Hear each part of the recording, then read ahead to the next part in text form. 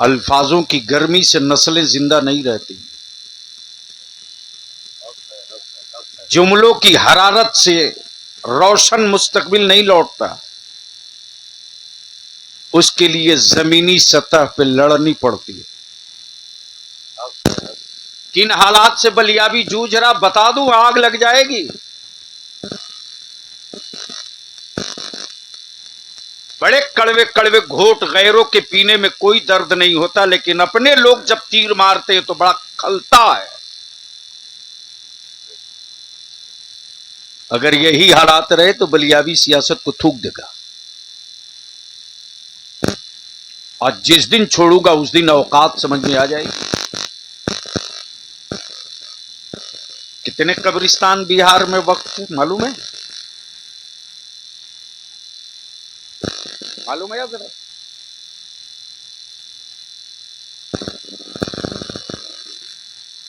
मुर्दे हमारे बाप थोड़ी गड़े, बोलने से पहले सोचना चाहिए।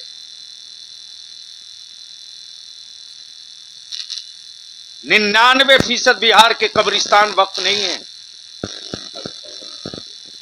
ये 8000 कब्रिस्तानों की घेराबंदी ऐसे नहीं हुई है, बलियाबी को बहुत कुर्बानी देनी पड़ी है।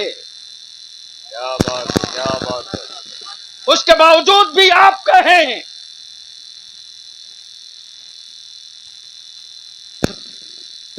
बहुत झेलता हूं, बेसाइज के पैजामा वालों की औकात नहीं, जूता रख दूंगा तो नस्लें दब जाएंगी।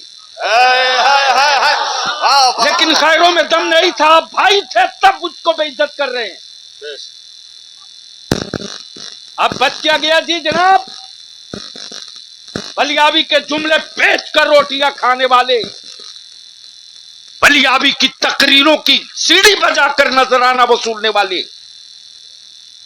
वो अगर कुछ कहते हैं तो लगता है, बहुत लगता है। जो काम 50 साल में नहीं हो सका था ना, औकात थी। मदरसे के फारिगीन के, मदरसा बोर्ड के फारिगीन को कॉलेज स्कूल के सनद के बराबर करा देता। किसकी देन? कौन किया है?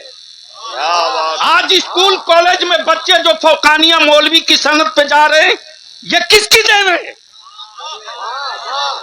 लेकिन ये किसी को एहसास नहीं। एक जुमला शुक्रिया का नहीं। गैर अगर जख्म खंजर मारे तो मुस्कुराता हूं कि उसका बाप काफिर है मेरे रजा के फतवे के मुताबिक, उससे मैं समझौता नहीं कर सकता। लेकिन अपने लोग अगर खंजर मारते हैं तो बड़ा दर्द होता है। किसकी औकात थी जो यूनिवर्सिटी बना लेता?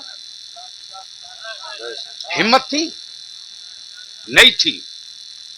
किस बल पे हुआ? कैसे हुआ? 8000 कब्रिस्तानों की घेराबंदी मौलाना ऐसे नहीं होगी। जहां एक कब्र दिखी है ना, उसको भी बिहार सरकार में कब्रिस्तान डिक्लेयर करा के पेपर बनवा दिए हैं, तब हुआ। ऐसे नहीं हुआ। लेकिन दिक्कत यही है कि मैं उस कौम में पैदा लिया हूं जहां रईसुल कलम कहा करते थे, बेटा जिंदगी भर खटते रहो, मरने के बाद ये जमात मनकबत पड़ती है, जिंदगी भर कीड़े निकालती है। ये भाई बात चल रही है नामुसे रिसालत की। अदारे शरिया की तहरीके बेदारी क्या बलियाबी के बाप के लिए थी? आप लड़ेंगे किस प्लेटफार्म से लड़ेंगे? कौन आपकी आवाज सुनेगा? कौन सा झंडा आपके पास है? कौन सा बैनर है? हर आदमी एक इंटरनेशनल तंजीम जेब में लेके घूम रहा। हर मकतब वाला तरबियत इफ्ता करा रहा है। जिसका इमला दुरुस्त नहीं है वो काजी बन जाता। बच क्या गया है? गैरों से लड़ने की औकात माइक पे हो सकती है, जमीन पे नहीं। दुनिया बहुत बदल चुकी है। हिकमत अमली की जरूरत है, और हिकमत अमली के लिए सबसे पहले बरसों से चिल्ला रहा हूं। क्या वो दिन याद नहीं आपको जब मैं घूमकर पागल की तरह सीतामढ़ी, मुजफ्फरपुर, वैशाली और इसी मोतिहारी में मसाजिद और मदारिस के सर्वे के लिए पागल की तरह मैं घूम रहा था। सुन्नियों मस्जिदें गिनो, सुन्नियों मदरसा गिनो। उस वक्त यही मौलवी बिरादरी कहती थी बलियाबी का इसमें कोई खेल होगा। हमारे बाप की कब्र बनी थी, हमारे दादा दफन होते उसमें। और आज जब हथौड़ा गिर रहा है तो माइक लगाकर चीख रहे हैं। क्या होना, क्या कागज, क्या प्रूफ है? इसी के लिए 25 साल पहले सैयद साहब, याद है आपको? 25 साल पहले से आंख अगर न देख सके कि आने वाले 10 साल आगे क्या होने जा रहा है मुल्क में, उस आदमी को सियासत की बात नहीं करनी चाहिए, पान की गुमटी खोल लेना चाहिए। 25 साल पहले मैंने महसूस किया था कि आने वाले दिनों में क्या होने जा रहा। 25 साल पहले डायरेक्टरी बनाने के चक्कर में था कि उसका कागज जमा कर ले, पेपर जमा कर ले, ताकि आने वाले दिनों में वो दस्तावेज हो जाए। हमारी अवाम ने हमारा साथ नहीं छोड़ा, आलिम हमारा साथ छोड़ा है, आलिम हमारा साथ छोड़ा है। उलमा बिरादरी अगर साथ खड़े हो जाएं, अवाम की क्या बात है साहब? आपने कहा एकेडमी बनाएंगे, जौहर एकेडमी।